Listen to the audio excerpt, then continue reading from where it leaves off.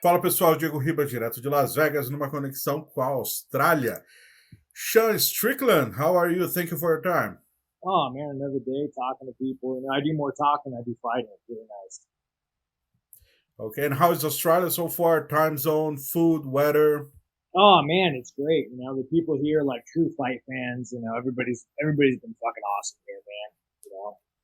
I don't know how this country produced or this region produced Izzy, but as far as me, they've been amazing. And are you feeling good about all the interviews and all the media attention, or the Oh size yeah, of the card? I mean, it's just another day, bro. I've been doing this since 2014. It's been a long journey, man. Long journey. Long journey for sure. Sean, you have been fighting the US, and the fans love you here. Like, you are one of the fan favorites. Are you ready to maybe have the crowd against you at UFC 293? Man, like, here's the thing about Izzy. I don't want to get too deep in the woods, but this man jerks off his dog and subscribes to puppy porn. Like, Australia, if you're against me, man, I don't know. I don't. If you're against me and you're with him, I don't want to be with you guys. So I'll draw that line in the sand and I'll take it as a fucking compliment. But I don't think it's going to be that way. Okay, I'm curious about that to be honest, because I've been following Media Day and workout. Looks like you have a lot of fans in Australia as well. I mean, So I don't know. Australian people are great. Like, Australia is going through the same shit that America's going through. It's like you have like this old school kind of like Crocodile Dundee. This is a knife, right? And then you have America, like cowboys and Indians, like we ride horses, we're masculine, and you have like this like sweeping, like overarching voice of like liberalism that's just trying to shut you guys up and demonize Crocodile Dundee. So it's like I think a lot of Australians are having the same struggles Americans have, and they look at me and like, oh yeah, it's an American Crocodile Dundee. I like that fucking guy. Crocodile Dundee, he was famous in Brazil, that movie as well. Oh, I he was remember. the fucking man, and they try to demonize him here. They call him sexist. They call him racist. Fucking Crocodile Dundee was the man. I didn't know that. Yeah, no, it's crazy, man. It's like, yeah, the new leftist demonizes that guy. Fucking goddamn American hero. Okay, I have no idea to be honest. Well, yeah, let's talk a little bit about this fight week, Sean. I guess I ain't fighting, right? I guess sometimes I Yeah. forget about that. You have a unique way, a unique style to approach the fight week. The way you do interviews, the way you talk to the fans, the way you talk to the media, even like, and how, where did it come from? Why? Oh man, it's funny. You got to look at it. Like my entire life, pretty much a nobody, right? Pretty much a fucking nobody on tour. And now all of a sudden, like, you're kind of pseudo famous. Like it's a fucking trip, man. And I'm famous because people fucking support me. So it's like it's just nice to be able to like give back as much as they give me. And man, the fans give me a lot. So I try to just include them. I try to be for the people because without the people, I want to be And the way you approach the fight week, the way you do interviews and all this stuff, would you say it is 100% you, or kind of persona, kind of character? How would you describe this? Oh no, man, you know, I'm I'm like 1980s, 1990s American. This is like bring back Don Fry. I'm the dinosaur now. I'm in my 30s. I'm 32 years old. I'm the dinosaur now. We got the new age TikTok generation that's fucking ruining the world. So it's nice to be, the old dinosaurs now. The guys holding the line. Okay, I was talking. I was asking you. Oh yeah, we're gonna go hit Izzy in the face. We're gonna put our hands up, go nose, dick to dick. I'm No, no, gonna call. I was asking you the way you approach the fight week, and I just saw the news that you were sparring a fan at the Oh yeah, workout. he was a good guy, dude. It was funny because I gave an open invite to Okay, anybody. I was like, hey, you guys see me? I'll spar one of you guys, or I wanted to spar more, but the UFC fucking canned it. But the fucking funny, the guy who wanted to do it the most was probably the smallest guy there. But yeah, he was George. George is a solid guy. We're gonna get him hooked up. He's gonna fight. It'd be great. is he Australian or American? I don't know. Yo, Lance, is he Australian? Yeah, I think he's Australian. I mean, he's not American, but he's a solid fucking guy. Funny Okay. enough, about the fight though, I gotta call your guys' Alex. I'm like, yo, Alex, tell me what to do. Got any pointer? I'm going to call Alex at some point and pick his brain a little bit about this one. Yeah. Okay. Let's talk about Alex. It would be one of my last questions. Just a quickly question about him. I did talk to him. Looks like he likes you a lot. Yeah. Were you able to talk to him a little bit through this camp about this fight? No, we bullshit every now and then as friends, but I'll give him a call. But dude, Alex is a stand-up guy, man. Like, Alex is one of those like people that you can't put the spotlight on enough, man. I mean, how old was he when he got his first job? Like 12. I read working in a tire shop. It's like that man came from nothing, made something, and not only that, he's a great father, great husband. Like, there's certain things like with Alex, besides being a fucking savage, that you have to admire, and he's a fucking solid guy, man. Really solid guy.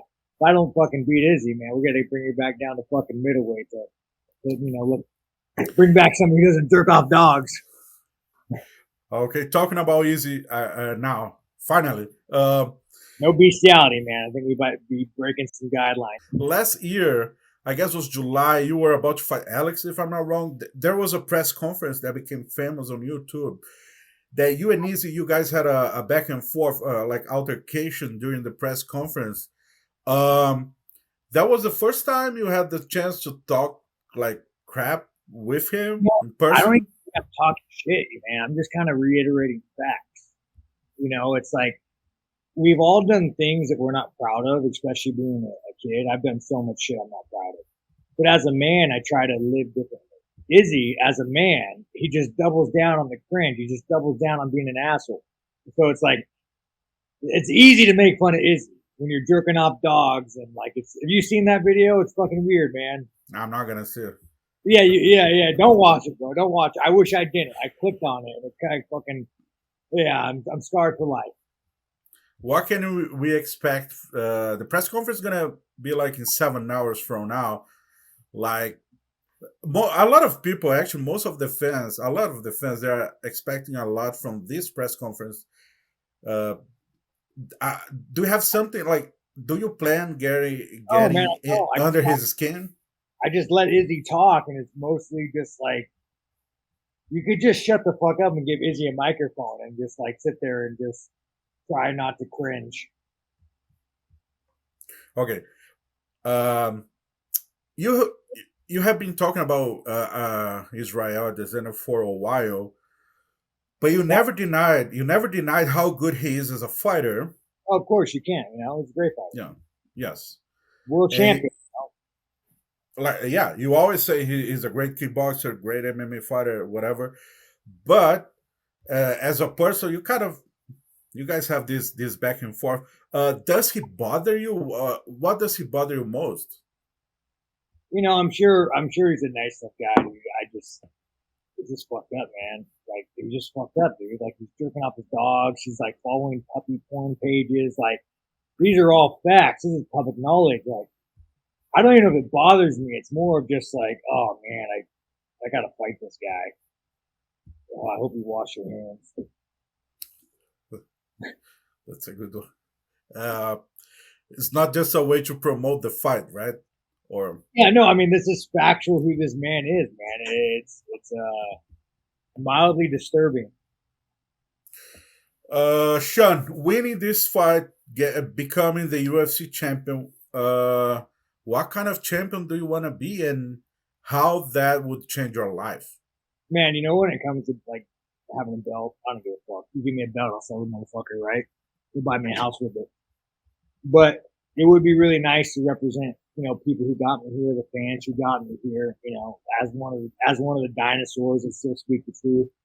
It would mean something to me to represent the people who got me here. Okay, and how would that change your life? Maybe if money or I don't know if you.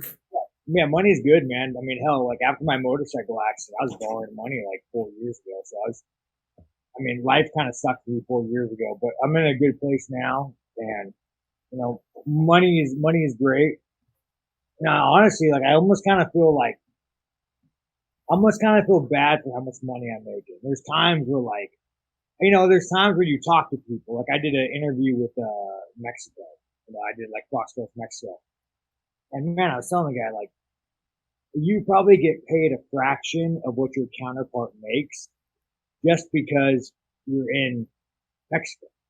For no other reason. For no other reason. Literally just because they can.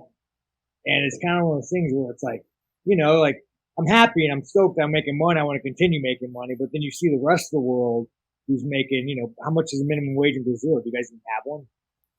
We do have, if I'm not wrong, it's like almost 2,000 reais. I would say like around $700 or something. Which is fucking wild, bro. I don't know how you guys do it. So there's just like, for me, man, I always say it's hard for me to take off the glasses. You know, and you just look at the world and you're like, man, I'm very fortunate and I'm very lucky, you know, but the rest of the world isn't that way. And it's like, sometimes it's kind of hard to like, it makes you feel a little bad sometimes, you know? Okay, don't feel bad. Sean, if you become the champion, you're gonna be even more famous. Actually, way more famous than you are now. Yeah, right? Fucking let's go world. Uh, Gotta win. looks like you don't care about the being famous part, but it's something that goes with the success in your career. If you become a champion, you're gonna be way more famous.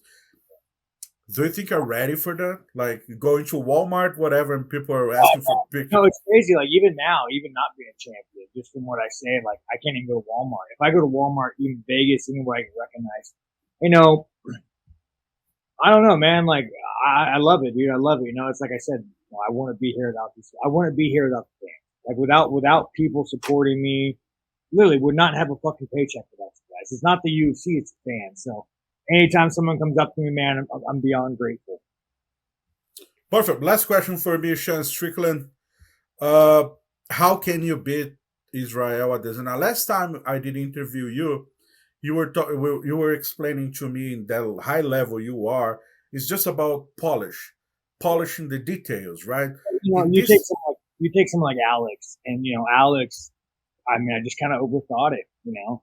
And I don't want to go fight like an idiot, but there needs to be some sense of like a war. Where like Izzy, you don't necessarily want to go have a point for point match. Like you kind of got to, you know, you got to get a little ugly with Izzy, wrestle, mix it up. So Alex and Izzy are a little different, you know. Alex is like he's a fucking pit bull, you know. He's the kind of guy that you don't really want to go punch for punch with, you know. Izzy's the kind of guy where you need to make it a war, you need to make it a fucking battle. Do you see any specific mistake or hole in Adesanya's game? No, man, Izzy's fucking solid. It's there's no easy way through this guy. It has to be really good. Perfect. Last one for me. It's not even a question, actually. Let me see if I can put here in the full screen. So, yeah. If you don't mind, send a message for Brazilian fans. Fuck. Brazil, man, you guys always been good to me. You guys are all tough as fucking nails, man. You guys are hard fucking workers. You work your ass off, and you have built the UFC. And man, thank you for supporting me. And I'm gonna go out there and try to beat the Chinaman for you guys.